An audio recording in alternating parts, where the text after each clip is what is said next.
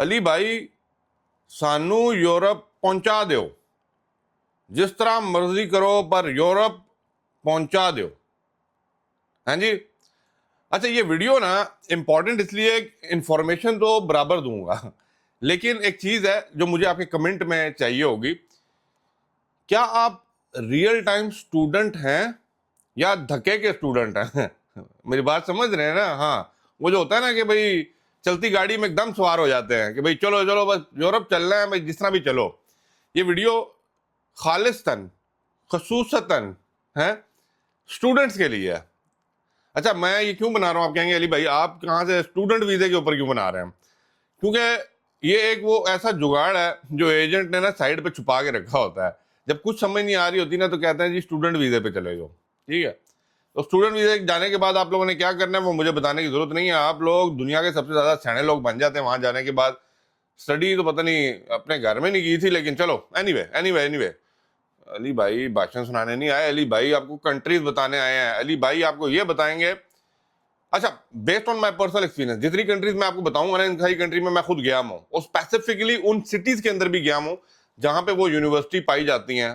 ठीक है, अब अगर मैं यूरोप की बात करूं, मैंने थोड़ा सा अपना केस स्टडी यहाँ पे पूरी लिखी हुई है आप लोगों के लिए, ताकि आपको टू द पॉइंट प्रोसेस क्या है, रिक्वायरमेंट क्या है, कैसे आप अप्लाई कर सकते हो, कौन सी कंट्रीज आपके लिए बेस्ट रहेंगी एंट्री मारने के लिए। समझ गए ना? बाकी बात आप समझते हैं। अच्छा जी, यार क्या बातें कर रहे हैं अली भाई, आपको खोल के बाद जब बता रहे होते हैं तो एक लाइक तो बनता है ना, वीडियो को ठोक दो लाइक, लाइक करके सब्सक्राइब तुम लोग करते नहीं, अली भाई के लिए करके रखो। अच्छा, 1 2 3 4 5 कंट्रीज अभी बताऊंगा। अगर आप यूरोप को टारगेट कर रहे हैं for the student visa for studies, एक नाम सबसे पहले बोला जाता है जब भी यूरोप में स्टडीज की बात आती है, जर्मनी। ठीक है, जर्मनी क्यों? 400 प्लस इससे ज्यादा जो है वहां पे यूनिवर्सिटी पाई जाती हैं। ठीक है, नंबर 2 पे बात करूं तो फ्रांस है। ठीक है, वहां पे भी 300 से ज्यादा यूनिवर्सिटी पाई जाती हैं। फिर अगर मैं बात करूं ना, जहां पे मैं पर्सनली मुझे खुद अच्छा लगा था जाने के बाद, इटली। और इटली के अंदर स्पेसिफिकली सिटी की बात करूं तो पीसा। दुनिया जान के वहां पे लोग आए हैं, और ये जितनी कंट्रीज बता रहा हूँ यहाँ पे बहुत से लोग स्कॉलरशिप पे बैठे हुए हैं, पढ़ रहे हैं, स्टडीज कर रहे हैं।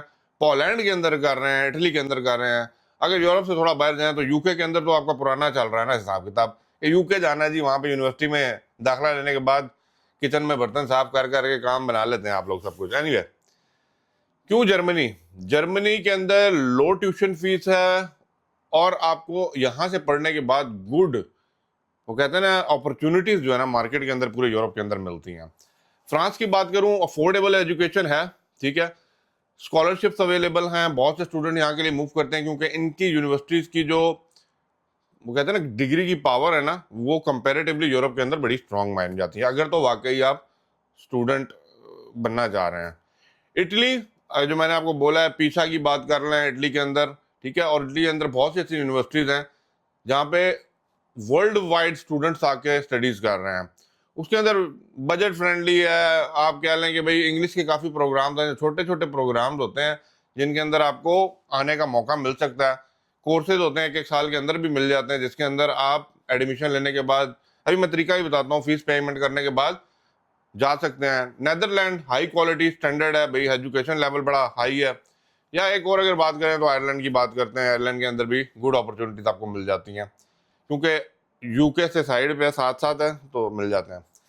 अब अगर मैं बात करूं for the Pakistani and Indian students, क्योंकि ज़्यादातर यही स्टूडेंट्स होते हैं, Germany, Ireland, Netherland, France and Italy, इनको ज़रा माइंड में रखें। ओवरऑल बात करूं तो जर्मनी को अगर आप टारगेट करें ना, तो अगर वाकई आप पढ़ना भी चाह रहे हैं, ट्यूशन फीस भी देना चाह रहे हैं, तो आपको कदरन कम पड़ेगी depending on the other countries in the Europe. अच्छा, अब आप कहेंगे अली भाई ये तो हमें सारा कुछ पता है, हमें अपनी केस स्टडी पूरी पता है, हमने कहाँ पे करना है, लेकिन आप इन कंट्रीज को टारगेट करें तो आपके लिए इजी हो जाएगा स्टूडेंट वीजा लेने के लिए। लेकिन अब स्टूडेंट वीजा लेने का एक प्रोसेस है, अब एक शॉर्ट सा प्रोसेस है। क्या तरीका कार होता है, तरीका है वारदात क्या होता है? पहला, चूज करनी है country and university. For example, चले अभी हम एक फर्जी एग्जाम्पल ले लेते हैं। कंट्री मैंने चूज कर ली भाई जर्मनी। ठीक है, अब जर्मनी जब सेलेक्ट कर लिया, पहला तो ये टिक हो गया आपका, चेक मार्क। सेकंड, उसके अंदर यूनिवर्सिटी सेलेक्ट कीजिए। अब यूनिवर्सिटी आप रैंकिंग कर लें, गूगल का जमाना है, लिख लें, आप अपनी स्टडीज बता दें, इंजीनियरिंग पढ़ने जा रहे हैं, आईटी पढ़ने जा रहे हैं, सोशल मीडिया पढ़ने जा रहे हैं, डॉक्टरेट पढ़ने जा रहे हैं, आप क्या करने जा रहे हैं, आप अपने यूनिवर्सिटी को उस हिसाब से देखें। नंबर 2 जो प्रोसेस होगा ना वो है अप्लाई फॉर द एडमिशन। पहले आप अप्लाई करेंगे, आपकी सारी रिक्वायरमेंट्स मीट एंड मैच होंगी, पैसों की बात उसके बाद आती है। तो अगर तो आप एलिजिबल आते हैं, फॉर एग्जांपल अब आप हायर एजुकेशन के लिए जा रहे हैं, तो लोअर एजुकेशन आप लोगों की बराबर है भी कि नहीं है, हाई स्कूल अवेलेबल आपके पास है सर्टिफिकेट, वो सारे उनको प्रोवाइड करेंगे। ये एप्लीकेशन प्रोसेस होता है। नंबर 3 पे आपको होता है कि रिसीव करते हैं आप एक एक्सेप्टेंस लेटर, ठीक है, या ऑफर लेटर, ऑफर मतलब आपको एडमिशन मिल रहा है। उसके नंबर 4 पे होता है कि आपको अरेंज करना है tuition fees end funds.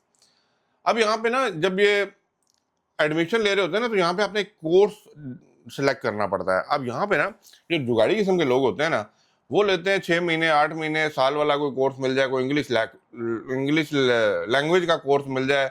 France में जाने के बाद कहते हैं हमने फ्रांस पढ़नी है, फ्रांसीसी पढ़नी है, अगर इंग्लिश आती कोई नहीं है फ्रांसीसी पढ़ने चले जाते हैं।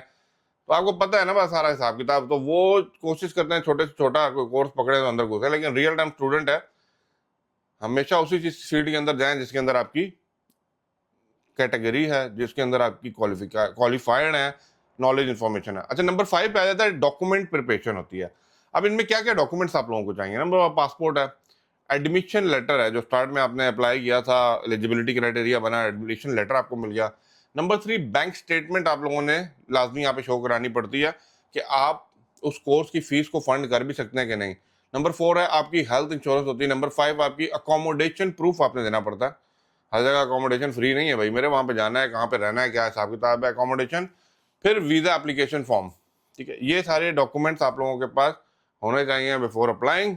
और जब अप्लाई कर रहे हैं तो माइंड में ये डॉक्यूमेंट रखें, ये प्रोवाइड करने हैं, तभी जाके आगे से आपको इन्विटेशन और वीज़ा मिलेगा। अच्छा जी, नंबर 6 पे आ जाते हैं apply for the student visa at embassy, VFS।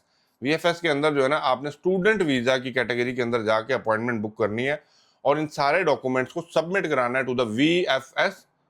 VFS के अंदर भी डिफरेंट कैटेगराइज बने हुए हैं, जर्मनी की अलग है, उधर है, तो आपने जहाँ पे भी जाना है जर्मनी का, जर्मनी में जाके VFS की अपॉइंटमेंट लें और अटेंड करें, बायोमेट्रिक कराएं, इंटरव्यू अगर इंटरव्यू रिक्वायर्ड है। नॉर्मली नहीं हो रहा, नॉर्मली अगर आपने फीस पे की हुई है, आपको इनविटेशन लेटर आया हुआ है, all is well, all is good, submit all the document to VFS, biometric दीजिए। एंड 8 पे क्या है, wait for the visa decision. आपका वीज़ा डिसीजन नॉर्मली अगर आपने पेमेंट अप फ्रंट पे की हुई है और अपना प्रॉपर्ली बैंक प्रूफ और रेजिडेंसी प्रूफ लगाया हुआ है, you will easily get the visa, और मिल जाता है, इजीली मिल जाता है। अच्छा, फिर 9 पे है कि आपको जब वो अप्रूवल आ गया है तो रिसीव करें आप अपना स्टूडेंट वीज़ा, उसके बाद ट्रैवल टू द यूरोप, और उसके बाद तुसी जंतरबाजी करो या जो मर्जी करो। पर मैं ये कहता हूँ ईमानदारी से जो कोर्स करने जा रहे हैं पहले वो करें, हो सकता है किस्मत जाग जाए और उसी कोर्स की बेस के ऊपर आपको और अच्छी अपॉर्चुनिटी वहाँ मिल जाए।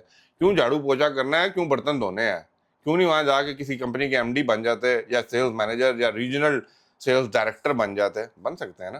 तो ये स्टडीज़ पूरी करने के बाद अगर आप चालू करेंगे तो आपको ज़्यादा अच्छा मौके मिलेंगे। अच्छा, मेन डॉक्यूमेंट्स इसमें क्या थे मैंने आप लोगों को पहले बता दिया, बार बार आप क्वेश्चन नीचे करेंगे, लेकिन मुझे बताएं आपको किस कंट्री के ऊपर चाहिए, मैं उसके ऊपर डिटेल वीडियो अलहदा से बना दूंगा।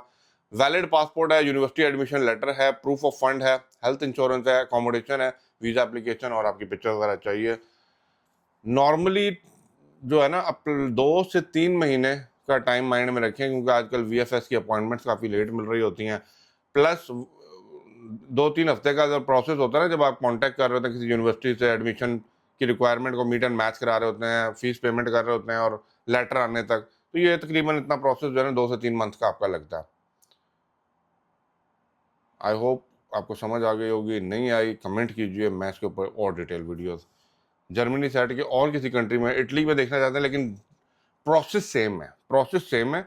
सिलेक्ट आपने करनी है कंट्री, कोर्स आपने सेलेक्ट करना है। कोर्स देखने के लिए आप डिफरेंट यूनिवर्सिटीज़ की वेबसाइट्स के ऊपर जाएं, उन वेबसाइट्स के ऊपर जो है ना प्रॉपरली डिफाइन है कि भाई फॉर एग्जांपल आप ये वाला प्रोग्राम ले रहे हैं तो इसके अंदर भाई इतने टाइम ड्यूरेशन का है और इसमें ये चीज़ें कवर होंगी, प्लस इसकी फीस इतनी बनती है। फॉर एग्जांपल एक मिनिमम ले लेते हैं यार, $10,000 यूरो, 11,000 यूरो, ठीक है, ये टोटल उसकी फीस है। अब उसको स्ट्रक्चर करना है, मतलब उसको ब्रेक डाउन करना है, तो अप फ्रंट कितना देना है, 6 मंथ की पेमेंट पहले ले लेते हैं, हाफ ले लेते हैं, it depending totally on the criteria of the university and the fees structure.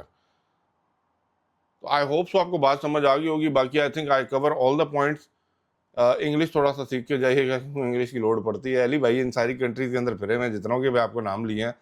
But हाँ, जर्मनी के बाद अगर मैं बात करूँ, मुझे इटली बहुत बेहतर लगा था अगर आप स्टडीज़ वाइज जा रहे हैं, और बड़े ही पुरसकून हिसाब किताब वहाँ पे बना हुआ है। बहुत से लोगों से मैं मिला, जैसे इवन के पीसा एक ज़बरदस्त किस्म की सिटी है वहाँ पे, जहाँ पे पीछा वो टावर भी है ना, लेनिन टावर। तो वो जो सिटी है ना स्पेसिफिकली, वो यूनिवर्सिटीज़ के लिए वहाँ पे मशहूर है। एंड अपकमिंग डेज़ के अंदर मेरा दिल है कि मैं उसके अंदर भी एक डिटेल वीडियो बनाऊँ, क्योंकि मेरी जो वहाँ पे काफ़ी लोगों से कन्वर्सेशन या स्टूडेंट से हुई थी ना, तो काफ़ी कुछ उन्होंने मुझे बताया था। लेकिन मैं इसके ऊपर स्पेसिफिकली अलग आऊँगा। बट जर्मनी जो है वो टॉप ऑफ द रैंक, अगर मैं यूनिवर्सिटीज़ की बात करूँ, उसमें आता है। लेकिन मुझे आपका पॉइंट ऑफ व्यू चाहिए। सबसे पहले दो दो क्वेश्चंस का आंसर करें। एक तो, अगर आप स्टूडेंट वीज़ा पे जाना चाह रहे हैं, वाकई ही आपकी नीयत जो है, वाकई ही आप स्टडीज़ करने जाना चाह रहे हैं, नंबर वन, या सिर्फ आप एंट्री डोर ले रहे हैं। वैसे मैं हमेशा यही कहूँगा कि देखें, अगर आपने खर्चा कर ही दिया, आए ही हैं, तो भाई अपनी स्टडीज़ को कंप्लीट करें। On the basis of that studies आपको वहाँ पे, अगर आप अच्छे स्टूडेंट्स हैं, स्कॉलरशिप्स भी मिल जाती हैं। अगर आप उसकी बेसिस के ऊपर वहाँ पे काम करना चाहते हैं, तो आपको फिर वो एक टाइम ड्यूरेशन का वीज़ा भी दे देते हैं कि भाई हाँ, आप यहाँ पे काम कर सकते हैं। तो इन द मीन टाइम, अगर आप वहाँ पे स्टडीज़ कर भी रहे हैं, तो आप, वो कहते हैं ना, सर्च करते रहिए, देखते रहिए, आपको जो भी अच्छी अपॉर्चुनिटी मिलती है, definitely go for that. But yes, अगर आप कहते हैं हाँ साइड हम काम कर सकते हैं, इसके ऊपर डिटेल वीडियो, हाँ कितने घंटे काम कर सकते हैं, क्या रेट मिलता है, वो मैं अलग एक वीडियो में बात कर सकता हूँ। अगर आप मुझे कमेंट करेंगे और पूछेंगे, definitely I will let you know.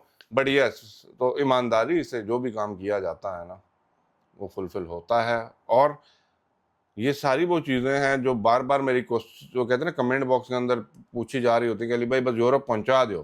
Sir, पहुंचाने वाला काम नहीं है ये, सीधा पढ़ने लिखने वाला काम है। अगर सही तरह तरीके से लेके चलेंगे, तो डेफिनेटली आप ज़िंदगी में और तरक्की भी करेंगे। इंशाल्लाह अपकमिंग डेज़ के अंदर मैं बहुत सी और कंट्रीज़ के ऊपर भी बात करूँगा, जहाँ पे ज़रा खोल के खुलासा आपके सामने रखा जाएगा। अल्लाह हाफ़िज़।